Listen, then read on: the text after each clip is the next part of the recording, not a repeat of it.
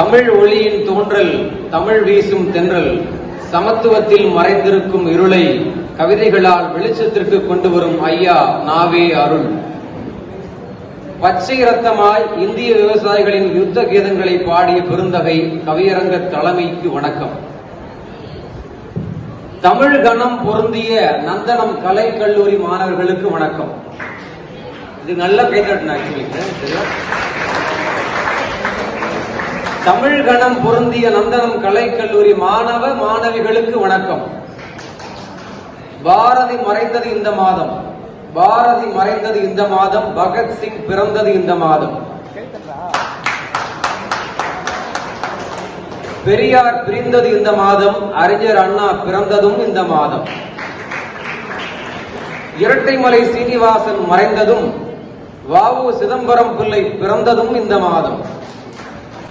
வளமான பாரதத்தில் வறுமையில் வாடியவர்களுக்கு வார்த்தை கோர்த்து தமிழ் மாலை அணிவித்த தமிழ் ஒளி பிறந்ததும் இந்த மாதம்.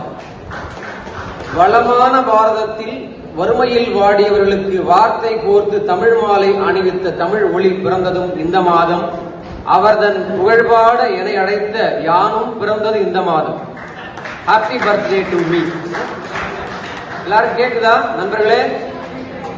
ப்ரொஃபஸர்லாம் வந்து பேசாதீங்க, கிளாஸ் ரூம் மாதிரி ஆக்கிட்டாங்க. அதனால எல்லாரும் கவனமா அங்க சமத்தா பாத்தீங்கன்னா நல்லா இருக்கும். ஓகே. சாமானியனின் இருள் நீக்க பிறந்தது தமிழ் ஒளி, பொது உடைமை போர் முழக்கம் அது திறம்பட செய்த பணி. இளவரசன் முதல் கவின்குமார் வரை சாதிய ஆணவம் மேலோங்கி நடந்த சோகங்கள் முதல் தலித் கவிஞர் தமிழ் ஒலிக்கு கேட்டால் அவர் ஒலிக்கும் கவி விண்ணை பிளந்து ஆதிக்க மனமென எண்ணி திரியும் மடையர் கூட்டத்தையும் விழித்துக் கொள்ள செய்யும். இப்போ அவரோட கவிதைகளை கவிதை புத்தகங்களை ஒரு கவிதையா பார்ப்போம். வீராயின் மேல் கவிஞனின் காதல் மே தினத்தை வருகவென அழைத்து கண்ணப்பன் கிளிகளுக்கும் சிட்டுக்குருவிக்கும் தமிழ் சமுதாயத்தை ஊட்டி வளர்த்து மாதவி காவியத்தையும் படைத்த கவிமான். விதியோ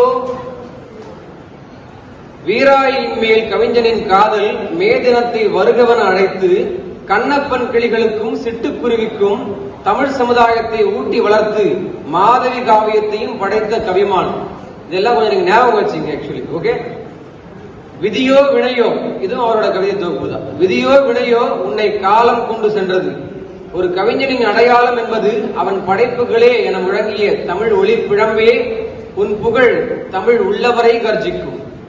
பாரதியே ஞான தந்தை, பாரதிதாசனே ஆசான் என குறிஞ்சிப்பாடியில் உதித்த குயில் தோப்பு தமிழ் ஒளி. இரண்டாம் உலகப் போருக்கு பின்னே இன்று நடக்கும் போர்கள், இப்ப நடக்குதா போர்கள், ரஷ்யா, உக்ரைன், பாலஸ்தீன், இஸ்ரேல், இந்த மாதிரி இரண்டாம் உலகப் போருக்கு பின்னே இன்று நடக்கும் போர்கள் மக்களுக்காக நடந்தால் என்றோ முடிந்திருக்கும். நடக்கும் போர்கள் மகுடத்திற்காக என்பதால் எத்தனை உயிர்கள் மறித்தாலும் முடியாது. தமிழ் ஒளி போல் பொது உடைமையை பொதுவில் வைத்தால் மட்டுமே போர்கள் முடியும். தூய தமிழ் பேசினால் துச்சமென பார்க்கும் போக்கு, ஆங்கிலம் என்றால் அண்ணாந்து பார்க்கும் பிழைப்பெல்லாம் எந்நாளும் பலிக்காது. மத போதனைகள் நடத்தும் பிரசார மேடைகள், சாதி பேசும் கூடங்களிலும் சனாதான வாடைகள். தற்போதைய தமிழ்நாட்டில் ஒரு கட்சி தவிர அனைத்திலும் அடிதடி சண்டைகள். யார் செயல் தலைவர், யார் சரியான தலைவர் என பிடி அடிதடிகள். முருகனின் வேலை பிடித்து தமிழகத்தில் நுழைய பார்க்கும். இனி அருகம்புல்லுக்கும் காவி உடை கிடைக்கும். இப்போ தமிழ் ஒளி உங்ககிட்ட எல்லாம் பேச போற இக்கால மாணவ மாணவிகளே, தமிழ் ஒளி பேசுகிறேன். கேக்குதா? சமூக ஊடகங்களை பயன்படுத்துங்கள் சரியாக. நண்பர்களே, சமூக ஊடகங்களை பயன்படுத்துங்கள் சரியாக. அரசியல் நாடகங்களை புரிந்து கொள்ளுங்கள் விரைவாக. கடல் கடந்து சென்றாலும் மறவாதீர்கள் தமிழை, கடும் துயரம் வந்தாலும் விடாதீர்கள் நேர்மையினும் திறனை. பேருந்து படிக்கட்டிலே வேண்டாம் ஐயா பயணம், பேருந்து படிக்கட்டிலே வேண்டாம் ஐயா பயணம், பெற்றவர்கள் உழைப்பிற்கு நீதானையா மகுடம். மேற்கத்திய நாகரிகத்தை கைக்குட்டையாய் வைத்துக்கொள், கர்ஷிப்பா வச்சுங்க. தமிழ் கலாச்சாரத்தை கண்களுக்குள் தைத்துக்கொள், கண்ணுல வச்சு தச்சுக்கணுமா. ஓகே. தளபதிகள்